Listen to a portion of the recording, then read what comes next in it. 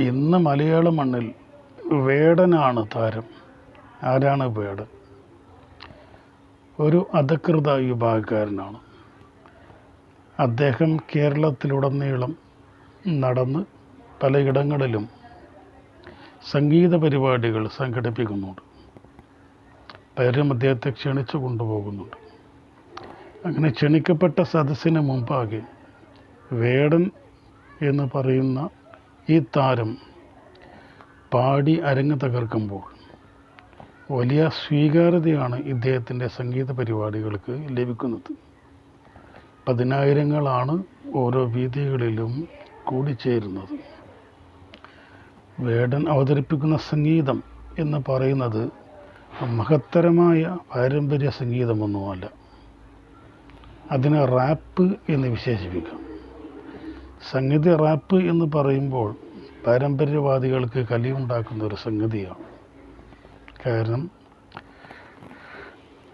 ലോകത്തിൻ്റെ പശ്ചിമ ഭാഗങ്ങളിൽ ഒരു തുള്ളൽ എന്നതിനപ്പുറം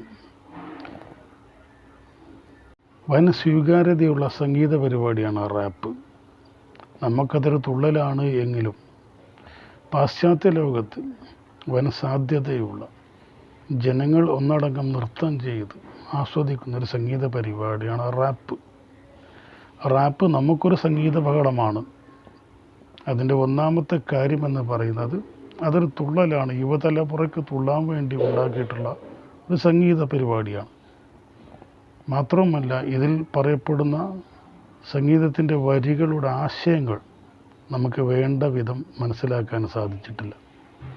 റാപ്പ് എന്ന് പറയുന്ന സംഗീത പരിപാടി ആരംഭിക്കുന്നത് തന്നെ കറുത്ത വർഗ്ഗക്കാരാണ്. അമേരിക്കയിലും മറ്റും വെള്ളക്കാരാൽ കറുത്ത വർഗ്ഗക്കാർ അടിച്ചമർത്തപ്പെട്ട കാലഘട്ടത്തിൽ അതിനെതിരെ പ്രതിരോധിക്കാനും പ്രതിഷേധിക്കാനും വേണ്ടി അമേരിക്കയിലെ കറുത്ത വർഗ്ഗക്കാർ, കുടിയേറ്റക്കാരായ കറുത്ത വർഗ്ഗക്കാർ കൊണ്ടുവന്നൊരു സംഗീത പരിപാടിയാണ് റാപ്പ്. സ്വാഭാവികമായിട്ടും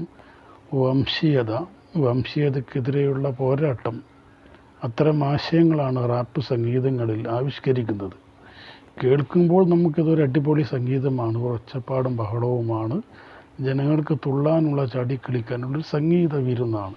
പക്ഷേ അതിൽ ചടുലമായ താളങ്ങളും ശ്രുതികളും വെച്ച് ഈ സംഗീതം നമ്മൾ ആസ്വദിക്കുമ്പോഴും അതിനകത്ത് രചിക്കപ്പെട്ടുള്ള വരികളിൽ മഹത്തായ ആശയങ്ങളാണ് പ്രകടമായിട്ടുള്ളത്. ചുരുക്കം പറഞ്ഞാൽ കറുത്തവൻ്റെ, അടിച്ചമർത്തപ്പെട്ടവൻ്റെ വിമോചനത്തിന് വേണ്ടി ആവിഷ്കരിച്ചിട്ടുള്ളൊരു സംഗീതമാണ് റാപ്പ് എന്നതാണ് അടിസ്ഥാന വസ്തുത. ആധുനിക കാലഘട്ടത്തിൽ അതിന് മാറ്റങ്ങളൊക്കെ വന്നിട്ടുണ്ട്.